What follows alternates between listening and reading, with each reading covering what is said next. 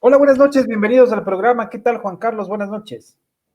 Fermín, buenas noches, amigas, amigos. Gracias por estar con nosotros en una nueva edición, empezando esta nueva semana.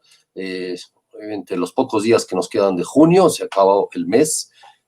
Hasta mañana será el último día de junio y habremos pasado ya 3, 4 meses en realidad, en los cuales al inicio de la pandemia hasta hoy en día sigue siendo la noticia más importante de estos momentos, Fermín. Así es, y hoy tenemos dos invitados especiales con los cuales hablaremos de la situación de la pandemia, en particular en la ciudad de Quito. Queremos dar la bienvenida al doctor Marcelo Aguilar, epidemiólogo. Buenas noches, doctor. Buenas noches, Fermín, Juan Carlos. Marcelo, buenas Un noches. abrazo a toda su audiencia.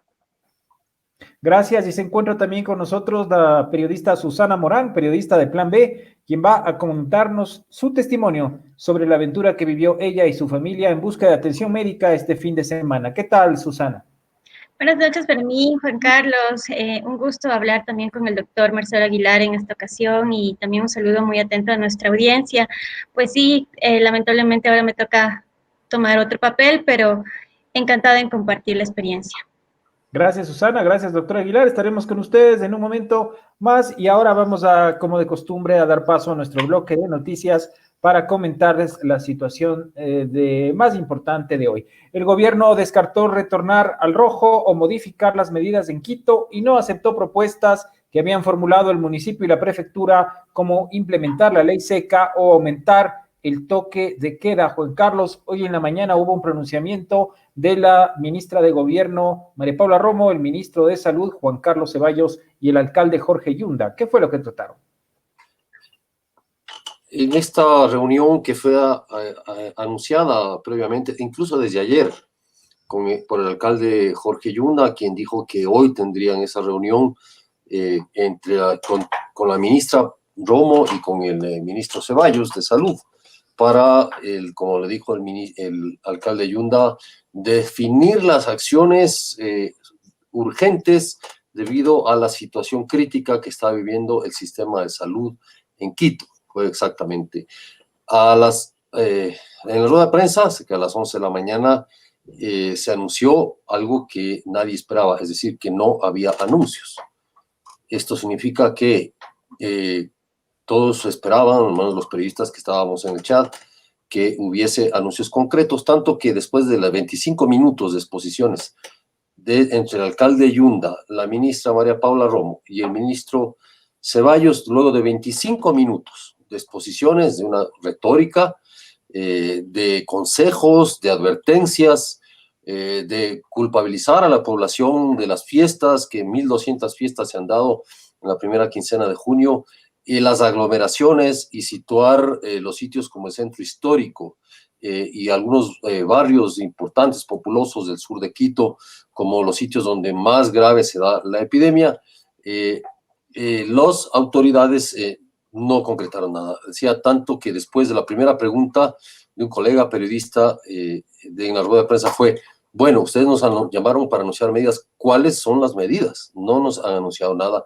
Y aún así tampoco hubo. En realidad, el anuncio en concreto pasó por decir que no habrá restricciones de ninguna naturaleza, que se ampliarán las medidas de control respecto a los sitios donde hay más exposición al virus o más contagios, pero también que el día que se cambie el semáforo, o sea, el 1 de julio, cuando haya una nueva formulación, digamos, o reformulación de los semáforos, del color de los semáforos, entonces en ese momento se anunciarán estas medidas, lo cual nos dejó a todos en esa situación. Hay algunas cosas preocupantes que el ministro de Salud dijo. Primero anunció que se habían duplicado, es decir, anunció que 50 personas estaban en cola o en espera de una unidad de cuidados intensivos. Luego dijo que no había, que todo el sistema de salud estaba saturado, que las camas estaban saturadas, las camas hospitalarias, las camas de cuidados intensivos estaban saturados, y que había 50 personas esperando turno, más o menos, para cuidados intensivos. pero que cualquier persona puede ir a los centros de salud y ser atendidos. Una contradicción, porque si las camas, no hay camas, hay lista de espera para... El ministro garantiza que quien vaya a un centro de salud en este momento podrá ser atendido. Entonces, eso ha contrastado con la experiencia de muchas personas que ya hablaremos con Susana Morán precisamente. Y luego también dijo que el número de camas de UCIs básicamente había pasado de 105 a 250 en Quito, y que eso significaba algo muy importante para la ciudad, aunque obviamente no es suficiente.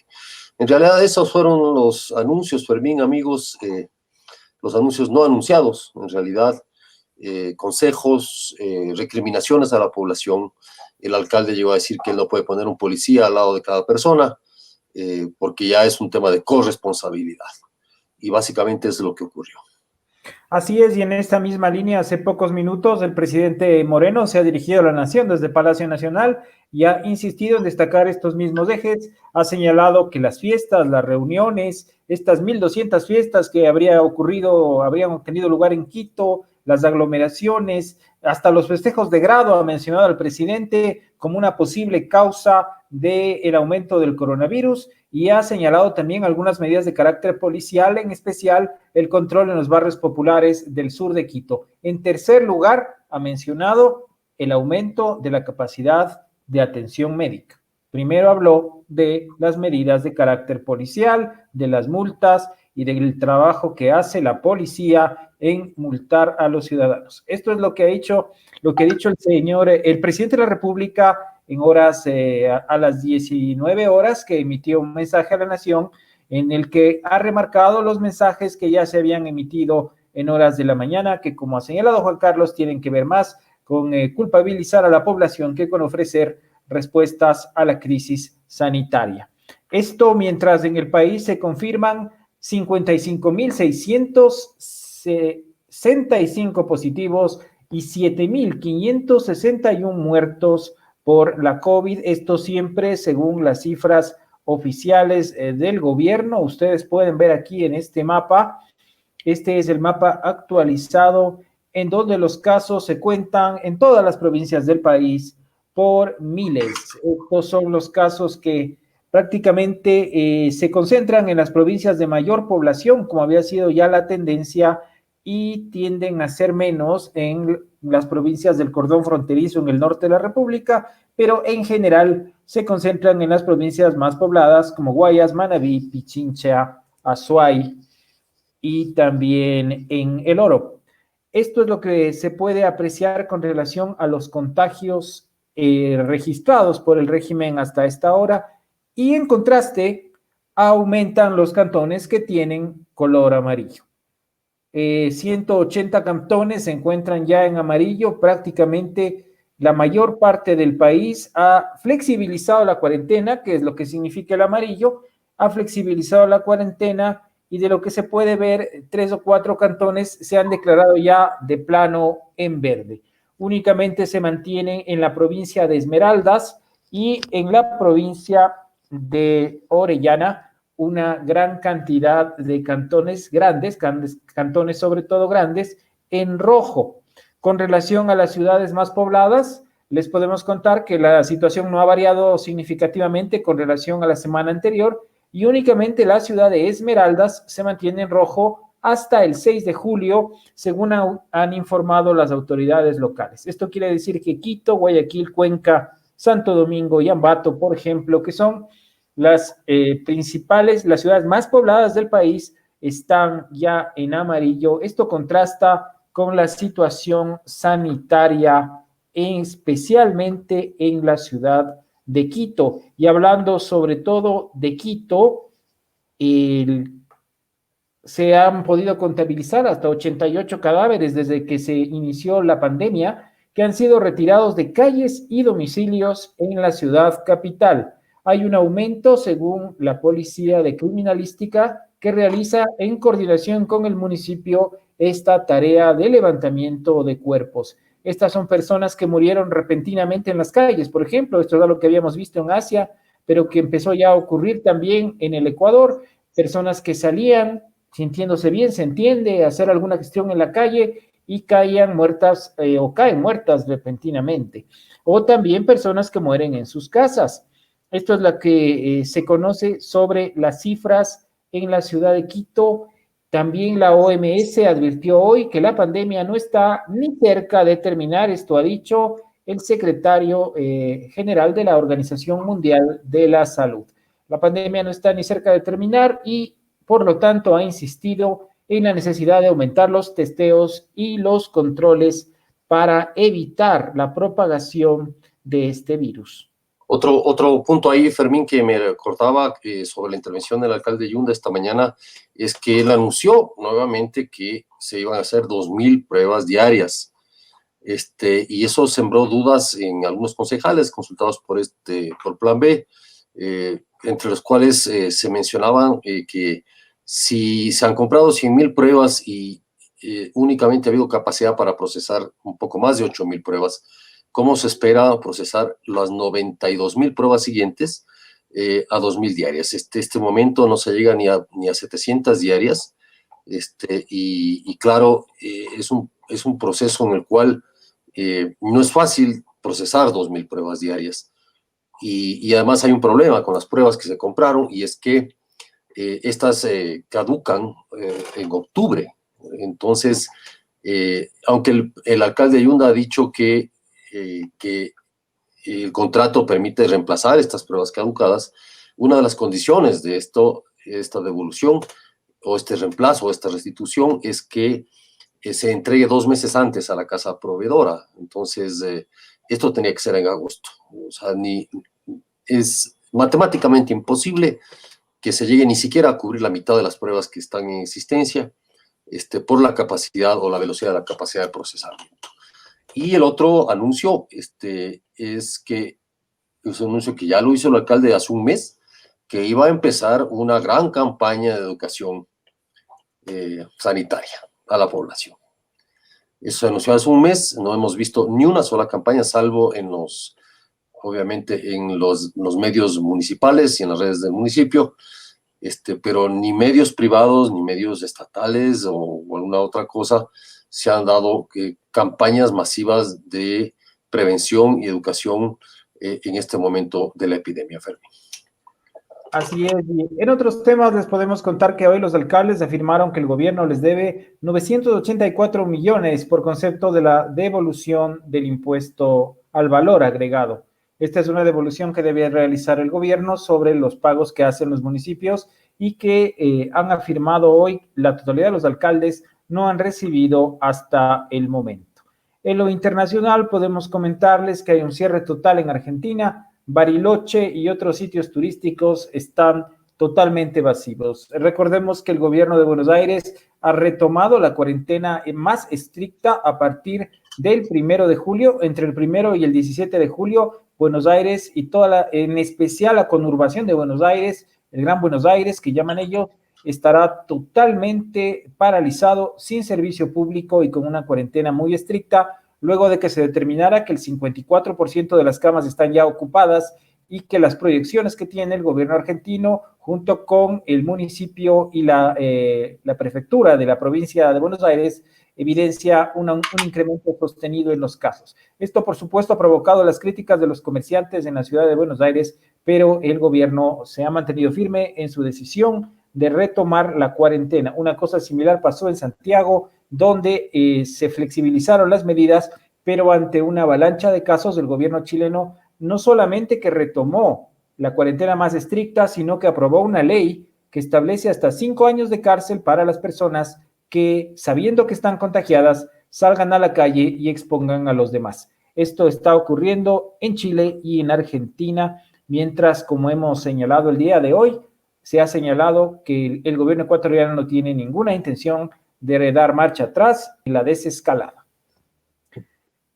Y antes de dar paso a nuestros invitados esta noche, con quienes vamos a continuar hablando sobre si la situación de la pandemia se ha desbordado y está fuera de control en Quito, como parece, queremos comentarles nuestras sugerencias de contribución, de colaboración con este proyecto periodístico Como ustedes saben, las grandes historias necesitan tu apoyo. Por ello, Plan B les invita a donar a la cuenta corriente 0029207046 de Banco Guayaquil a nombre de Newlink Comunicación Estratégica para que este equipo periodístico pueda continuar con sus actividades. También es posible anunciar en Plan B en sus redes sociales. Tenemos atractivos paquetes publicitarios y nuevos productos para tu empresa. Comunícate a los teléfonos que están en pantalla o también es posible descargar nuestro Media Kit desde el apartado Anuncie con nosotros en la página web, en el home de nuestro portal. Y ahora sí, queremos dar la bienvenida a nuestros invitados de esta noche.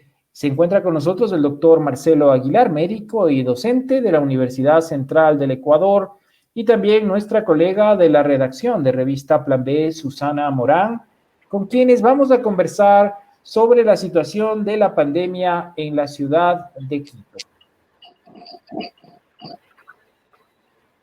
Buenas noches, Marcelo. Buenas noches, Susana.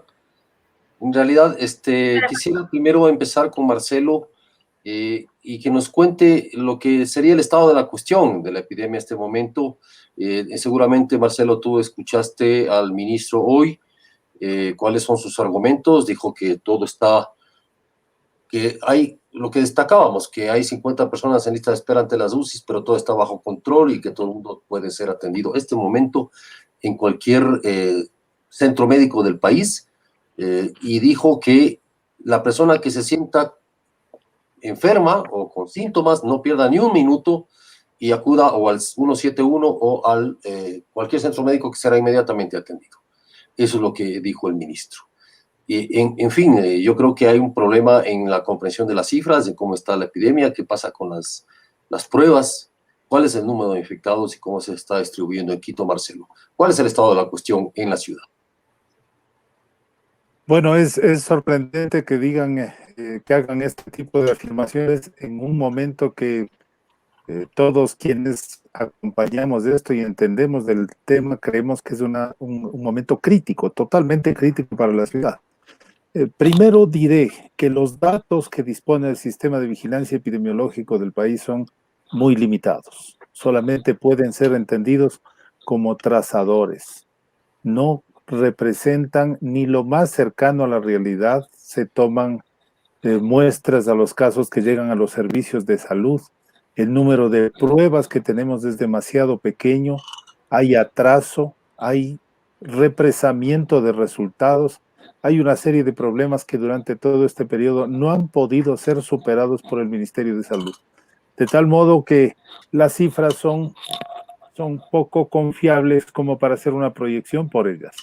Pero sí hay algunos elementos que muestran un crecimiento sostenido de la transmisión del COVID, no solamente desde el cambio del semáforo. Antes del cambio del semáforo ya se advirtió una movilidad muy importante en algunas zonas del sur de Quito principalmente. Ya se venía dando una tendencia de incremento en la transmisión. Luego, en el cambio del semáforo, hubo una movilización mucho más amplia. Dos eventos que ocurren en el mes de mayo, el Día de la Madre, las manifestaciones incrementan y aceleran la velocidad. Sin embargo, se toman las medidas, se cambia el semáforo en Quito y era previsible que aumente el número de casos como hemos observado, pero faltaba un elemento fundamental para compensar el incremento de casos, que era desarrollar el sistema de vigilancia epidemiológica. Esa es una deuda del ministerio, del municipio, que debió haber estado realizada. La cuarentena sirve para preparar a los servicios de salud en cuanto a su capacidad hospitalaria, a su capacidad de tener camas de terapia intensiva y su sistema de vigilancia epidemiológico que trabaje en los barrios, en las comunidades, en la calle, detectando sospechosos, identificando infectados, haciendo monitoreo de casos. De ese modo se reduce la velocidad de transmisión. El otro elemento de la estrategia es preparar a la sociedad, a la comunidad, en las medidas preventivas. La restricción social hace el otro elemento.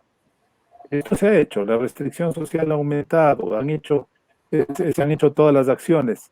El ministerio también ha hecho un esfuerzo, el municipio ha hecho un esfuerzo para aumentar la capacidad de atención, pero se quedó floja, se quedó sin realizar la acción más importante que era el sistema de vigilancia epidemiológica. Marcelo, Entonces, en este momento están asustados porque el incremento previsible está ocurriendo, pero no hay capacidad de respuesta en la vigilancia, en la contención, en la calle, en las comunidades en donde está ocurriendo esto. Doctor, pero ¿cree usted que están asustados? Porque yo veo que están con una absoluta sangre fría y dicen que no pasa absolutamente nada, que están en capacidad de atender los casos y que más bien es culpa de que la gente sale demasiado y hace muchas fiestas.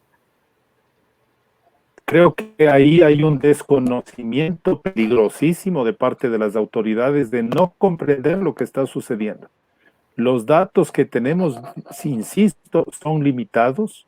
Hay un proceso de aceleramiento significativo que hemos venido hasta hoy. Hoy aumentó la movilidad con el ingreso de al menos el 25% de los servidores públicos y eso va a aumentar la velocidad. Me parece que puede ser muy peligroso de las autoridades porque las declaraciones y el mensaje que están dando a la comunidad es desorientador. Si nos dicen que está bajo control esto, significa que las capacidades frente a las amenazas son mayores y eso no es verdad. En este momento el sistema de salud está en su límite. Si es que hay personas esperando camas de terapia intensiva, ya es una situación tremendamente crítica. Si se incrementa de un modo mayor esto, la gente va a morir, simplemente va a morir.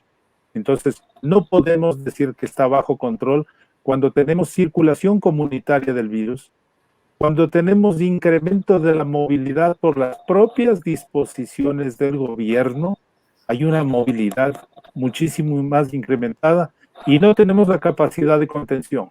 Entonces es irresponsable decir que esto está bajo control cuando estamos en el momento más crítico.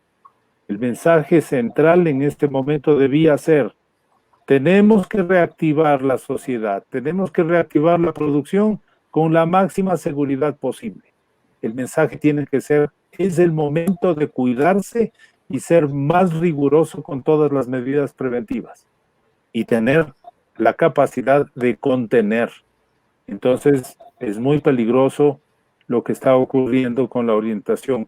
Y peor todavía, culpando a las personas. La situación de las personas después de una cuarentena tan grande en términos de salud mental, que es uno de las áreas de salud que más se afecta en la salida de estas cuarentenas. La situación socioeconómica que viven los grupos más pobres de este país tiene que tener al menos una acción de solidaridad y no culpar a las víctimas de lo que ya está ocurriendo. Recordemos que la mortalidad que tiene el Ecuador es una vergüenza. Es el país con más mortalidad por exceso durante la pandemia per cápita en el mundo. Y esta es una responsabilidad del Estado. Hay elementos fundamentales que marcan la responsabilidad del Estado en lo que está ocurriendo en el Ecuador. Marcelo, ¿qué significa la capacidad de contener? Significa que debiéramos tener en Quito equipos básicos de salud. Estimamos algunos de nosotros que aproximadamente 1.500 equipos en la ciudad de Quito, constituidos por personas que sean capaces de tomar muestras, de tomar datos, de identificar las viviendas, de hacer seguimiento. Los casos sospechosos, por ejemplo, que son identificados a través del 171, deben ser respondidos en la comunidad. Un equipo tiene que salir a la comunidad a tomar muestras a él y a todos los contactos, hacer el diagnóstico y hacer el aislamiento. Si aislamos a las personas que están infectadas, reducimos las fuentes infecciosas. Eso no se ha hecho. Comprar 100.000 pruebas es sencillo. Hacer las pruebas no se hacen solas. La capacidad actual de los servicios de salud no permite tener equipos de vigilancia en la comunidad. Había que organizar, había que reclutar personas, que entrenarlas, que darles equipos de protección, movilidad, toda la logística para hacer las pruebas. Eso no se ha hecho. Por eso ahí está la prueba. 92,000 pruebas de PCR están guardadas porque no hay equipo. Nos quedan debiendo.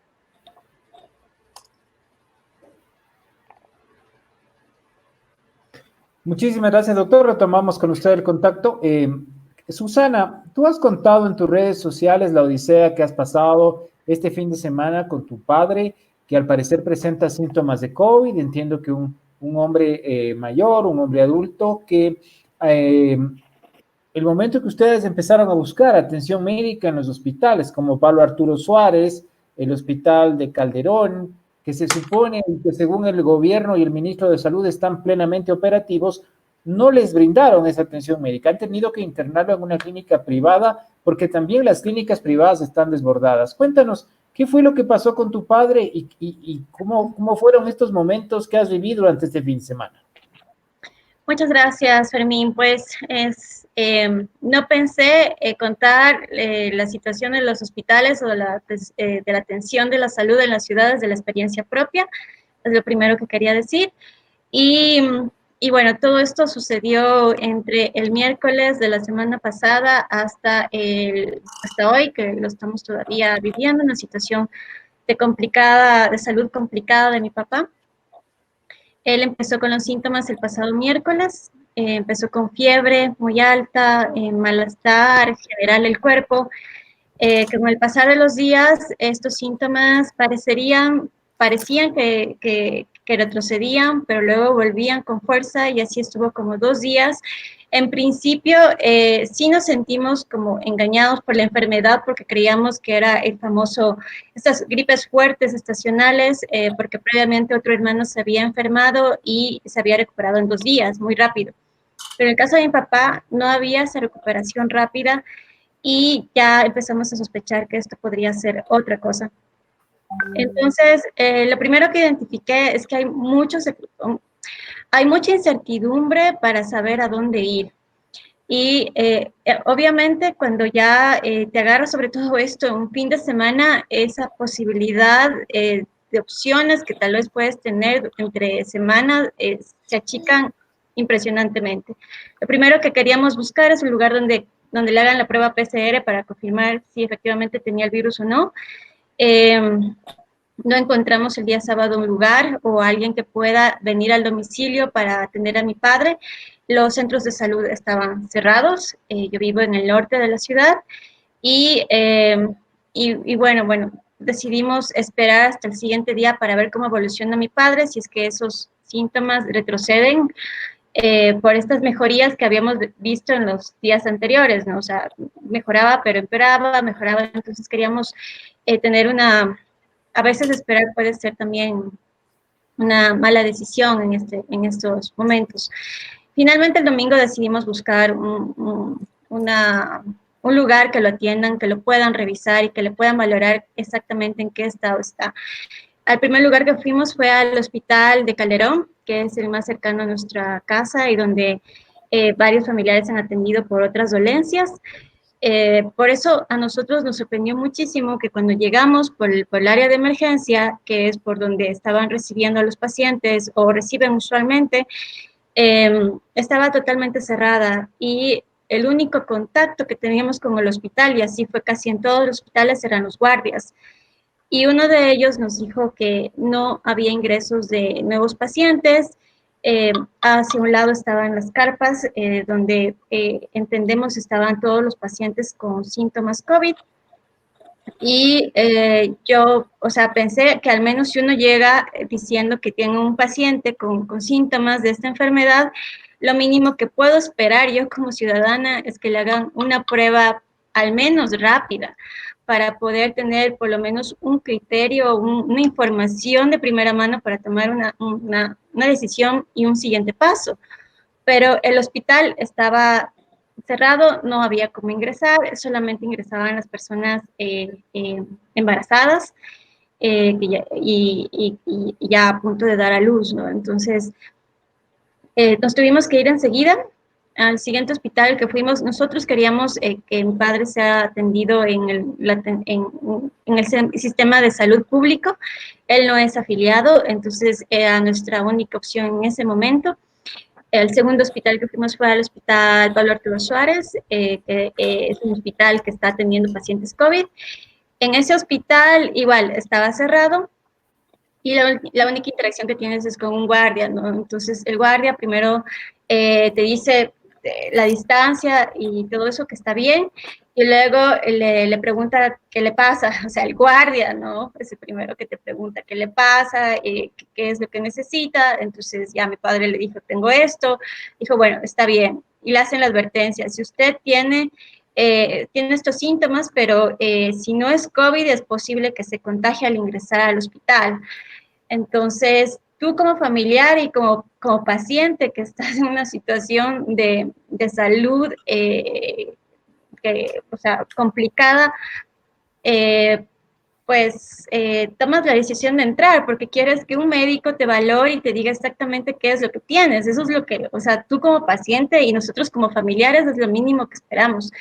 Finalmente mi padre entró solo, porque así están todos los hospitales, solo entran los pacientes. Y antes de él, habían 4 personas que también tenían síntomas COVID, ¿no? Eso nos confirmó el guardia. Nos dijo, usted es el paciente número 5, si gusta pasar, en ese orden le van a atender.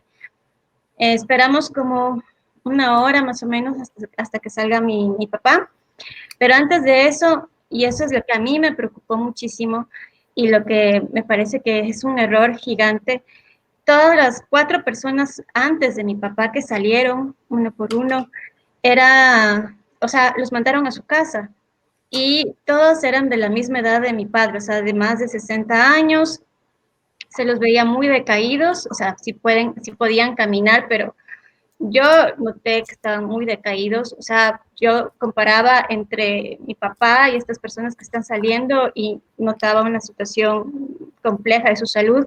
Me llamó más la atención el caso de dos señores, eran esposo y esposa de más de 60 años, que parecería que ellos sí tenían como sí les habían hecho las pruebas, salían con documentos, pero que igual les decían, bueno, les hicieron el triaje igual que a mi papá, que es básicamente contestar unas preguntas, y como no estaban, o sea, en situación grave, entiendo que para el hospital es llegar desmayado, es llegar casi sin oxígeno, a todos los mandaron, y enseguida también ya salió mi papá. Entonces, eh, yo pienso que cualquier persona, tal vez si en el hospital te dicen, bueno, vaya a su casa porque no lo veo grave, tal vez muchos se van a su casa y luego se empeoran.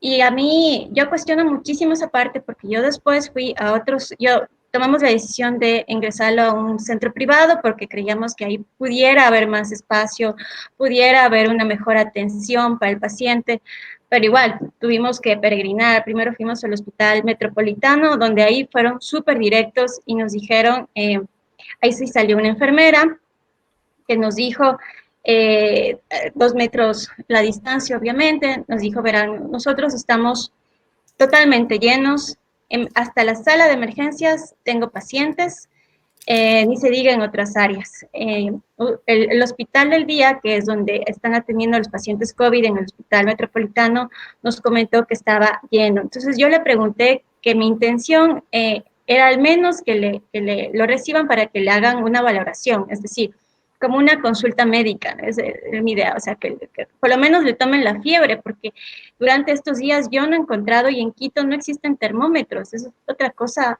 terrible que me parece, o sea, yo he ido como a 10 farmacias, desde las más grandes hasta las más de barrio, y no hay termómetros. Entonces, así como que al ojo tienes que sentir si tu familiar está o no con fiebre. Eso es lo que a mí me ha tocado pasar. Y es terrible llegar a una casa de salud y ni siquiera te puedan hacer una valoración mínima, básica. Entonces, después del Metropolitano, salí y dije, bueno, busquemos otra clínica privada. Tenía entendido que la clínica Pasteur también atiende pacientes COVID. Y antes de dirigirnos allá, yo llamé y les consulté si podían recibir a mi papá para que por lo menos lo revisen. Y me dijeron, el testimonio de la persona que contestó fue peor todavía. Me dijo, nosotros tenemos pacientes hasta en los consultorios, no voy a poder recibir a nadie más en este momento, lo siento mucho. Y le pregunté dónde más hay, me dijo, no le puedo dar esa información, no sabemos. En eso, pues, pensamos recorrer la ciudad porque era lo que nos tocaba, buscar otro hospital más. Y en el camino vimos una clínica. En esta clínica, finalmente, sí lo atendieron a mi papá y lo que a nosotros nos sorprendió es que cuando le hicieron la radiografía de los pulmones, aunque mi papá no presentaba, digamos, un estado muy grave, digamos, corporalmente, o sea, no notaba una situación de gravedad extrema.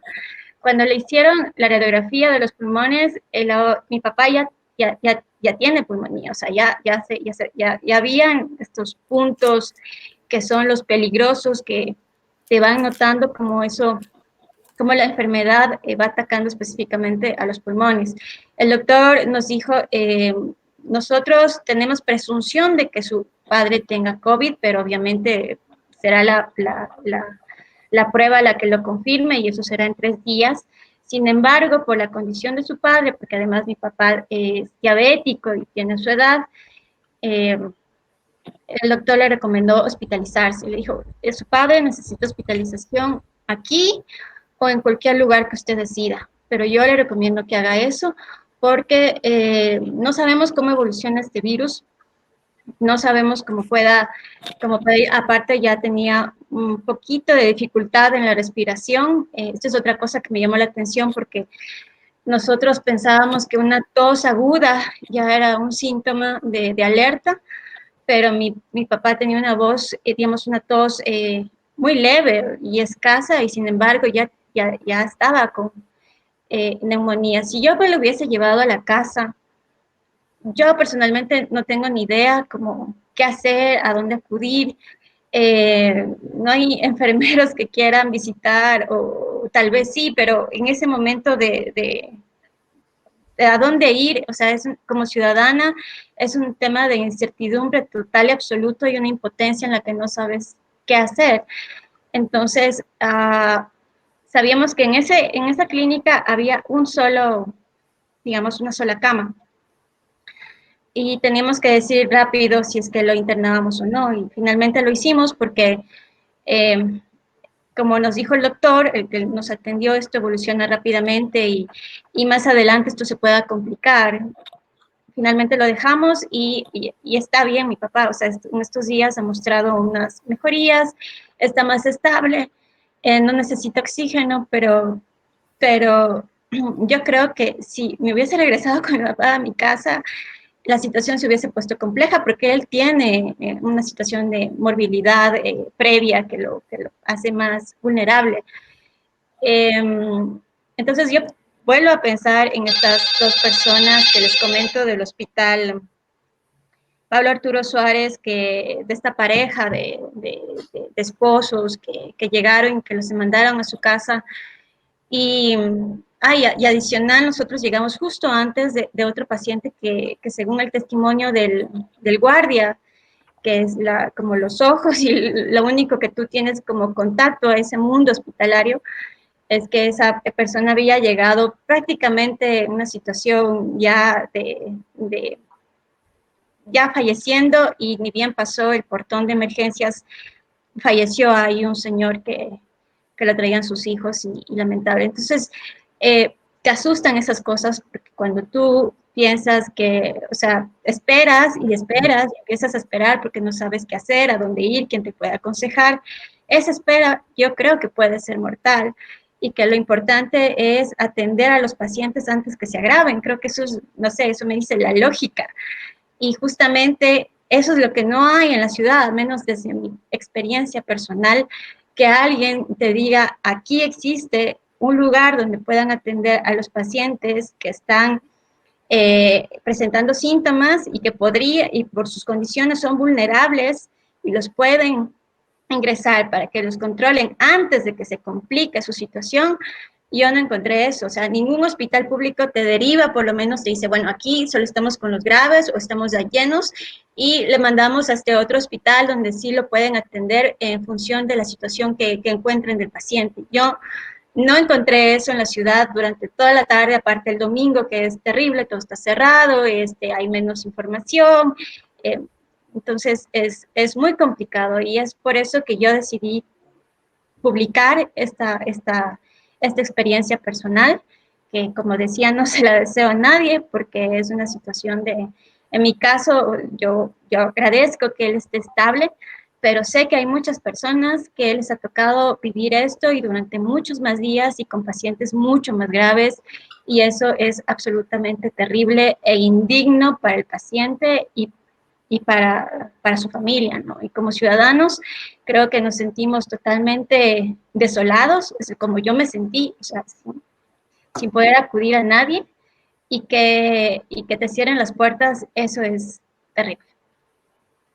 Gracias, Susana. Luego quizá precisaremos un poco más de cuestiones. Susana, como ustedes conocen, es parte de nuestro equipo periodístico, no solo nuestra compañera y colega, sino nuestra gran amiga, y nos preocupó mucho esta situación. No esperábamos hablar con ella de esto, pero al ver que ella publicó en su cuenta de Twitter esta situación, le hemos pedido que comparta con nosotros y con ustedes su drama, porque es el drama de cientos de personas, tal vez miles en esta ciudad, esta indefensión, esta falta de atención, esta forma incluso de no saber qué hacer, de no recibir ningún apoyo, ni siquiera emocional, ni informativo, de ninguna naturaleza. Es la angustia que todos tenemos. Marcelo, ¿cuál es tu reacción a esta situación? Pues es una historia dolorosa que me hace rememorar el tour de la muerte de otros tiempos. Pacientes que buscaban atención médica. Yo imagino que pasaron varias horas, muchas horas en ese proceso. Si es que fuera un paciente grave, simplemente habría fallecido en ese tour que tuvo que hacer. Esto que nos acaba de contar, esta historia que nos cuenta Susana, es el reflejo de lo que está sucediendo y nos da la razón en el análisis global que hacemos. No podemos decir que estamos en una situación de control cuando se están viviendo situaciones en las que una persona no recibe la atención médica de lo que fuera necesario. Personas que llegan en condiciones críticas a los hospitales que no son atendidas, sino solamente cuando son personas altamente sospechosas de COVID.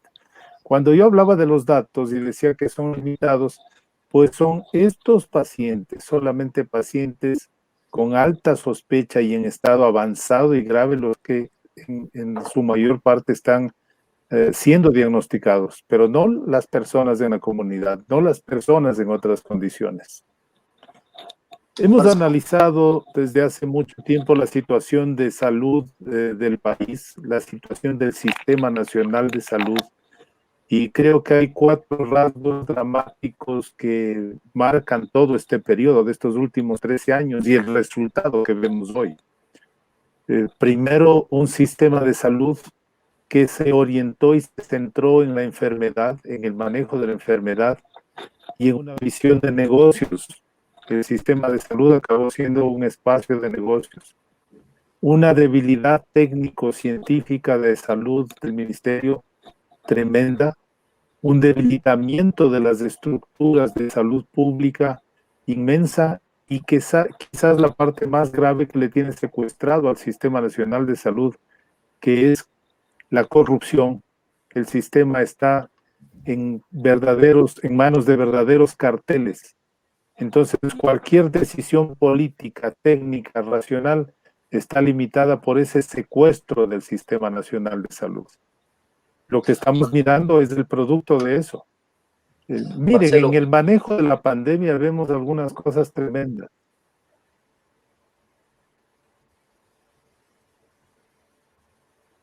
Escucho.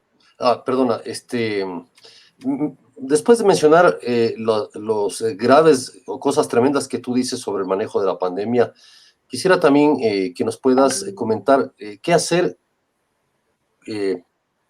para que una familia como la de Susana, o cualquier familia que vive este drama, tenga alguna salida que no sea fatal.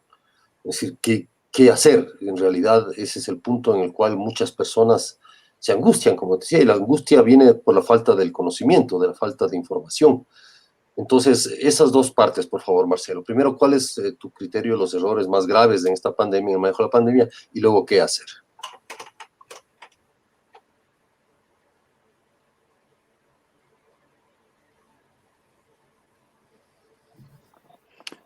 Creo que la pandemia pudo haber sido vista como una oportunidad para fortalecer al sistema de vigilancia, de fortalecer el Sistema Nacional de Salud y reforzar al ministerio con cuadros técnicos capaces de hacer una conducción adecuada.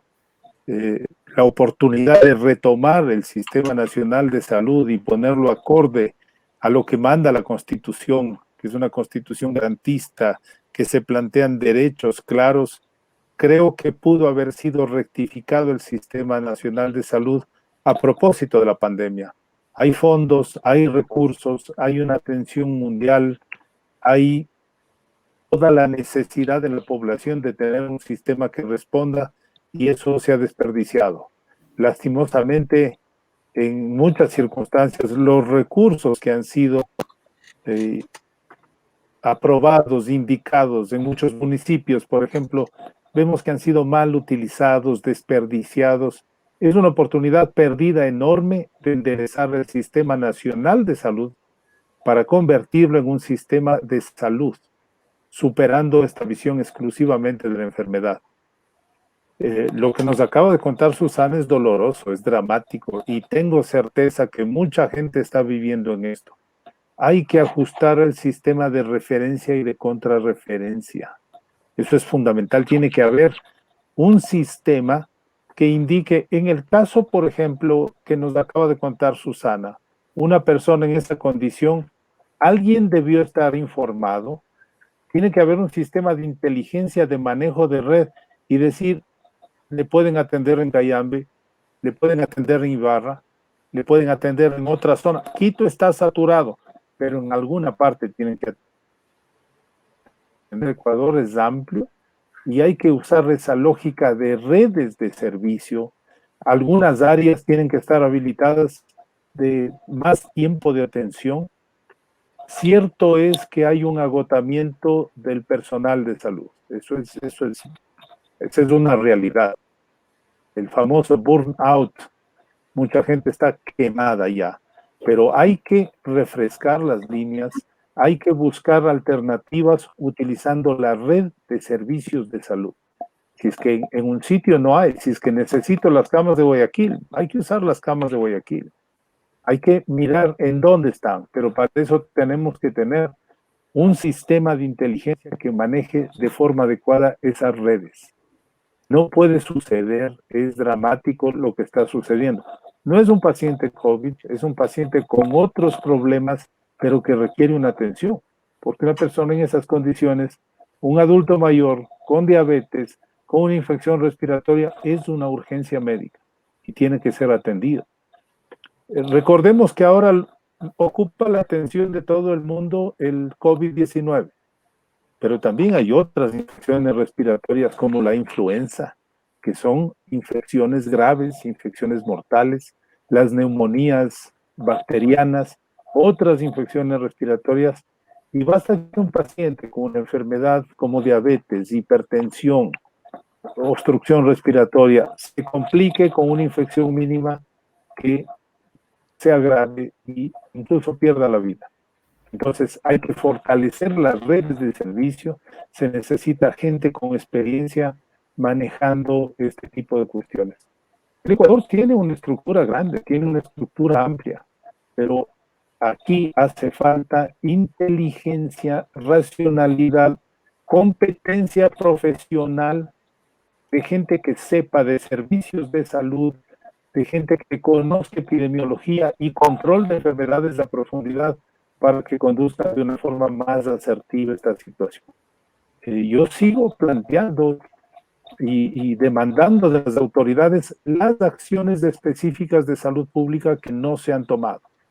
No se han tomado y hay que mirar, la pandemia está en los 4 primeros meses. Al ritmo que vamos, esto se va de largo. Necesitamos tener un sistema de salud pública fuerte, asertivo, y también necesitamos autoridades que entiendan la realidad. En el Ecuador hemos perdido una cantidad de vidas desmesurada. Esto no podía pasar en un país como en el Ecuador con las condiciones que tenemos, a pesar de todas las deficiencias. Es inadmisible haber tenido tantas muertes. Entonces, hay que enderezar las cosas. Tiene que haber una profunda reflexión autocrítica de las autoridades. No podemos estar culpando a las víctimas, que se ha hecho desde el comienzo, y cada vez que tenemos dificultades, los culpables son los vendedores, los culpables son las personas pobres que tienen que salir a comprar y a comerciar porque viven del día a día. Hay que tomar las responsabilidades del Estado. Yo les recuerdo a las autoridades que la Constitución del Ecuador es clara en identificar cuáles son los derechos de salud de la población ecuatoriana y hay que actuar en consecuencia. Hay que hacer una profunda reflexión, hay que, por un momento, al menos del sector salud, que se sincere, que se discuta a profundidad qué es lo que se está haciendo y por dónde se va a caminar.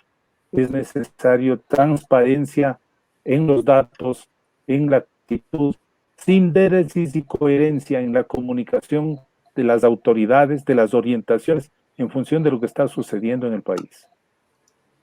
Susana, tú nos has dicho que el que decide quién está enfermo y quién no, y quién entra y quién no es el guardia.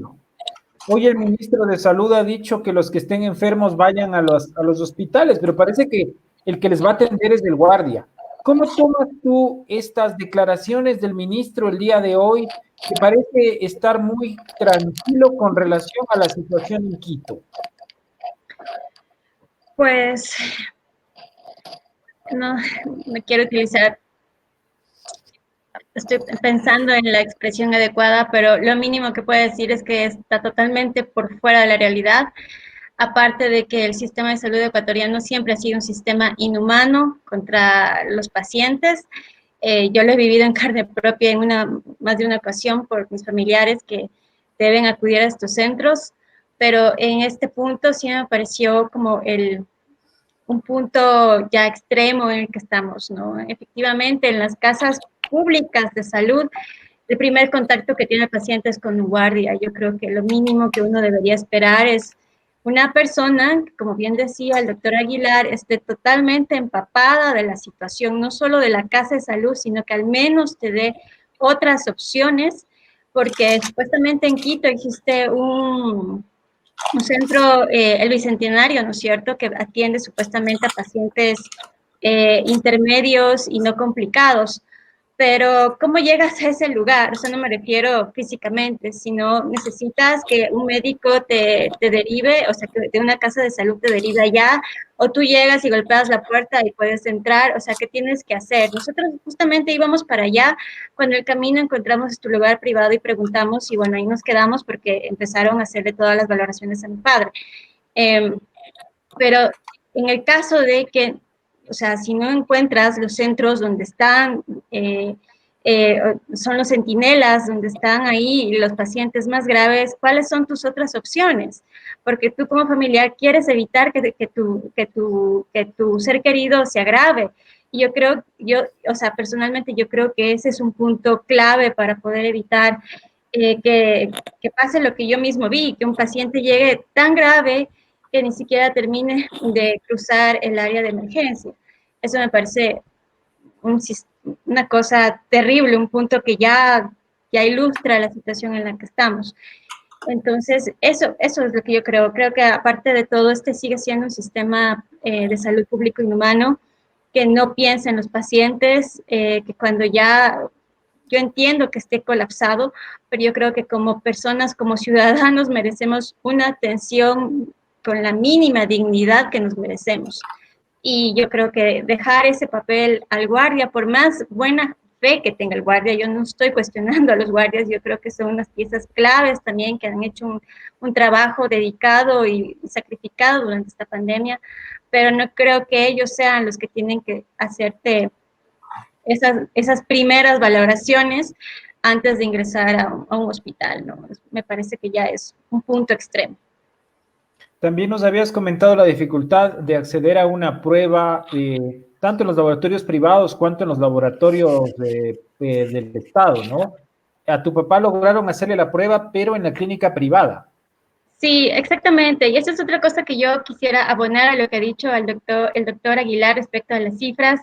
Definitivamente lo que tenemos es un espejismo muy fuera de realidad, porque en mi caso personal, ¿qué es lo que pasó? Finalmente, creemos que gran parte de mi familia está contagiada y para tener la certeza, acudir a un lugar público donde ni siquiera a los pacientes que están graves les están haciendo las pruebas, porque eso le pasó a mi papá, es un paciente grave, ni siquiera le hicieron una prueba rápida. Entonces, hacernos de forma privada a toda la familia es un costo muy alto. Finalmente fuimos al centro de salud que queda en mi barrio y en ese centro de salud dijeron que esperemos a los resultados de la prueba de mi padre y si es que sale positivo, ahí nos harán a nosotros las pruebas. Entonces, y no nos harán a todos, solo harán a las cabezas de familia, es decir, en este caso a los padres.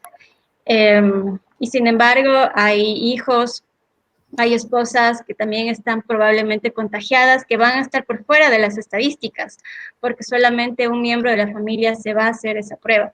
Eso es lo que está sucediendo y es otra cosa que yo siempre me he estado preguntando estos días. ¿De qué sirvieron estas 100.000 pruebas que trajo el municipio y otras miles más que ha dicho el gobierno que tiene? Si no las está usando cuando la gente acude a las casas de salud. O sea, a mí mi sentido común dice, bueno, si usted tiene todos los síntomas, lo mínimo que esperaría como paciente y como familiar es que le hagan una prueba rápida. Pero esto no está ocurriendo. Podríamos ir a algunos comentarios, Fermín, porque hay mucho interés en esta entrevista con el doctor Marcelo Aguilar y el testimonio de Susana Morán. Así es, tenemos algunos comentarios. Desde Twitter nos dicen educar a la población con el cuidado que tienen que observar, cubrirse la boca y la nariz. Usar protector para los ojos, omitir el acercamiento visual, corporal, si no necesitan, no salgan. Pero estas precauciones, doctor, hay casos de personas que han dicho, he tomado todas las precauciones, no me he visto con nadie, no he salido de mi casa y sin embargo me he contagiado. ¿Por qué creemos que esto es la panacea que va a evitar que la epidemia se expanda? Si hay personas que reportan haberse contagiado cumpliendo con todas esas precauciones. Estas medidas, todas las medidas de intervención en salud, tienen un límite. Está comprobado que usar mascarilla, guardar la distancia social, lavarse frecuentemente las manos, reducen la transmisión, no evitan, no es que anulan la transmisión, reducen el riesgo de transmisión. Entonces, estos virus tienen una capacidad de transportarse de distinta naturaleza, muchas veces un contacto indirecto, una moneda, alguna cosa que viene de fuera, protectores, cosas que sostienen, que tengan alimentos, en fin, un contacto indirecto puede producir esa transmisión. Entonces las medidas no son seguras y absolutas totalmente. Reducen los riesgos, pero no los eliminan. Cuando estamos en una situación de transmisión comunitaria, los alimentos que nos llegan, los servicios que nos llegan, el periódico que podemos comprar, puede tener una línea de transmisión que en algún momento puede ocurrir. Pero el riesgo de transmisión sería muchísimo mayor, muchísimo más alto si es que no practicamos este triángulo de la vida, que es el uso de mascarilla, la distancia social, y ahora para quienes salen a la calle, que no se puede disponer de agua y jabón todo el tiempo, el uso del alcohol o del gel antiséptico es muy importante luego de tocar algunos elementos de uso común. Para los funcionarios públicos, para la gente que tiene que salir a la calle, el gel antiséptico o el alcohol debe ser parte de su atuendo de todos los días. Eso va a reducir de forma importante la transmisión, pero no a eliminarla. Tenemos otro comentario, o sea, seguimos los pasos de Guayaquil, pero a conciencia de las autoridades. ¿Usted cree, doctor, que podamos tener en Quito una situación similar a la de Guayaquil, a esas imágenes de horror que llegamos a ver en Guayaquil? No, yo estoy convencido de que eso no va a ocurrir, son escenarios totalmente distintos. En Guayaquil fue la suma de errores, de negligencias más tremenda que uno se puede imaginar. En Guayaquil se sumaron la negligencia de aceptar que había un virus con alta capacidad de transmisión, la inacción de las autoridades, la indiferencia social de algunos sectores de la ciudad y antes de que se detectara el primer caso en la ciudad de Guayaquil, ya estaban circulando decenas de personas infectadas que llegaron de España y de Italia. Entonces se acumularon todos los riesgos y lo que ocurrió en Guayaquil es una historia natural de la transmisión de una epidemia, es decir, sin ningún tipo de intervención de salud pública, sin ningún tipo de intervención social, y se produjo una epidemia explosiva dramática. En Quito y en el resto del país, esto no va a ocurrir porque la cuarentena sirvió para reducir la velocidad de transmisión y al menos se lograron dos cosas. La gente aprendió a protegerse en un número importante, la gente tomó conciencia que puede permanecer en casa para protegerse y salir solamente para lo que es indispensable, aprendieron medidas de prevención en este sentido y las condiciones hoy son totalmente diferentes.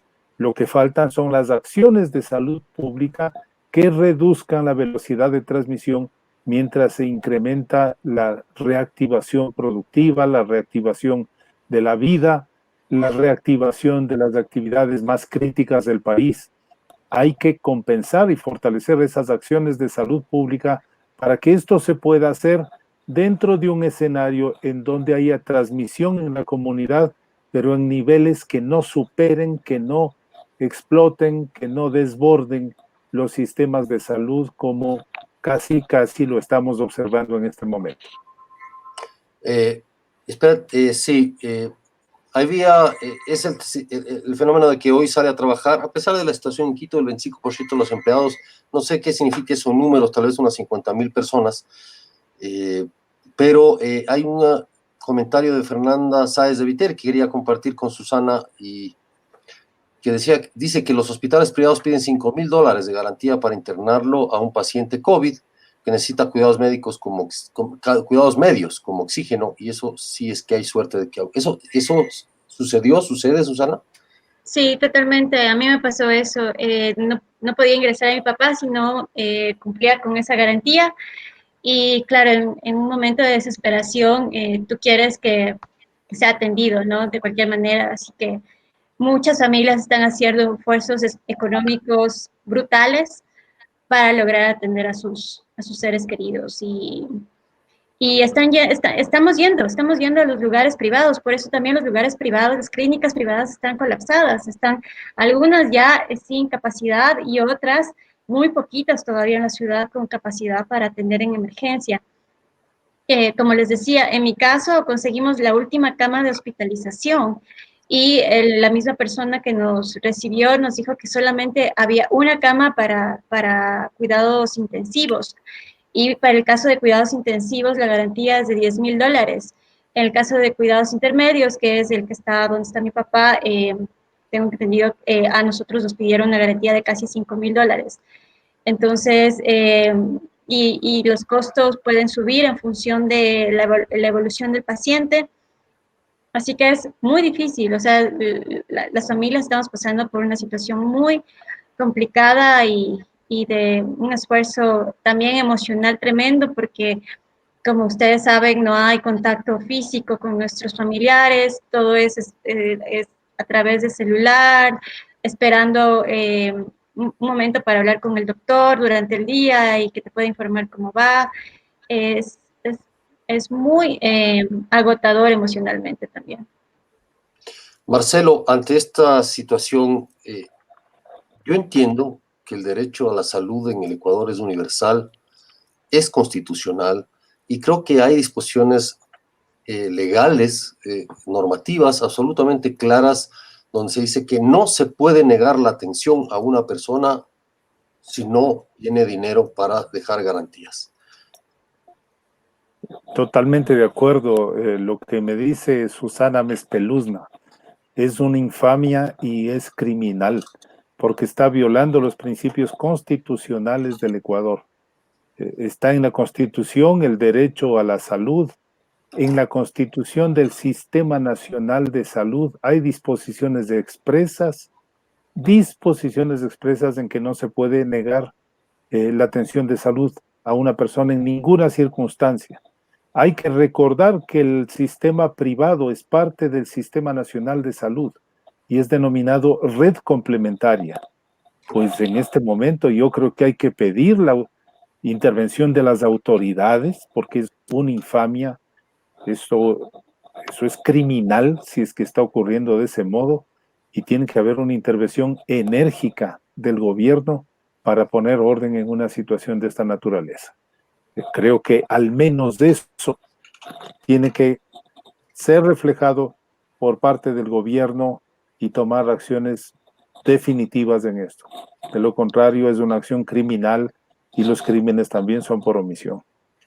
Miren que apenas la semana anterior el presidente del Perú anunciaba que iba a controlar cuánto están cobrando las clínicas privadas en Perú e inclusive amenazó con expropiarlas si continuaban cobrando de una manera desmedida. Acá, como de costumbre, mutis por el foro. Es culpa de la gente. Así De los es. desobedientes. Bueno, Susana, queremos agradecerte por tu testimonio. Los periodistas a veces nos vemos como cualquier otra persona inmersos en una circunstancia, en la sociedad en la que vivimos, nos vemos inmersos en esta circunstancia social. Queremos desearte de parte del equipo de Plan B, y a esto se han sumado decenas de colegas en todo el país, la más pronta mejoría para tu padre. Agradecerte también por este testimonio que evidencia como el discurso oficial, señores del gobierno, estos no son fake news, este es un testimonio de una periodista reconocida y con credibilidad, que está dando fe de lo que ocurre en los hospitales de Quito. Queremos agradecerte, Susana, por tu participación en el programa esta noche, también al doctor Marcelo Aguilar, quien ha estado con nosotros para comentar los hechos de esta noche. Bueno, y esto es lo que está ocurriendo. Esto es lo que está ocurriendo en la ciudad capital. Anochece hoy, 29 de junio, y hay total incertidumbre en miles de familias quiteñas sobre la salud de sus seres queridos. Los hospitales públicos están repletos y los hospitales privados, los pocos que están atendiendo, llegan a pedir garantías de hasta $5,000 solo para ver qué tienen las personas. Y mientras tanto, el régimen ha dicho que no da marcha atrás en ninguna de sus medidas. Esta es la situación y bueno, reiteramos entonces nuestro agradecimiento a Susana y al doctor Marcelo Aguilar. Muchísimas gracias. Esperamos contar con ustedes en las próximas ediciones. Yo siempre, yo siempre estaré ahí. Muchas gracias por permitirme también el espacio de contar esta experiencia personal. Como bien decías, a veces los periodistas somos también humanos, somos ciudadanos, somos parte de una realidad y a veces nos toca contarlo desde la experiencia propia, pero bueno, así toca a veces. Y un gusto estar siempre con los lectores y los seguidores de Plan B. Mi salud y solidaridad a Susana y a todas las familias que están sufriendo situaciones similares. El trabajo periodístico de Fermín, de Juan Carlos, que siempre ponen los puntos sobre las IES en los momentos más críticos. Buenas noches. Buenas noches. Muchísimas gracias a ustedes, buenas noches, y entonces ha llegado la hora de despedirnos, amigos. Nos vemos mañana a partir de las 19:30, probablemente a lo largo de esta semana. Continuemos recogiendo testimonios de la ciudadanía quiteña sobre cuál es la situación real de la pandemia, más allá del discurso oficial, más allá del optimismo que no parece tener asidero en la realidad de ciertos funcionarios del régimen. Les esperamos mañana entonces a esta misma hora en este espacio. También les presentaremos, como de costumbre, nuestra edición semanal. Muchísimas gracias y buenas noches.